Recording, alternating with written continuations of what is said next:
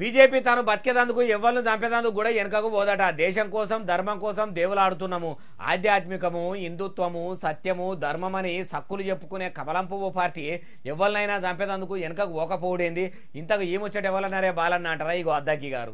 అయ్యా ఈనాడమనే కొత్తగా ఎమ్మెల్సీ అయిన దయాకర్ సారు ఇక చెప్పుండ్రి. బీజేపీ తాను బతకడానికి ఎవరిని చంపడానికైనా సిద్ధం ఇవ్వాలి. ఎవరిని చంపింది? ఇంతకు మీరు సంపంగా చూసిండ్రా? అది చెప్పుండ్రి. అక్కడ అకాలీలను చంపిండ్రు, ఇక్కడ శివసేనని చంపిండ్రు, అక్కడ బీఎస్పీని చంపిండ్రు.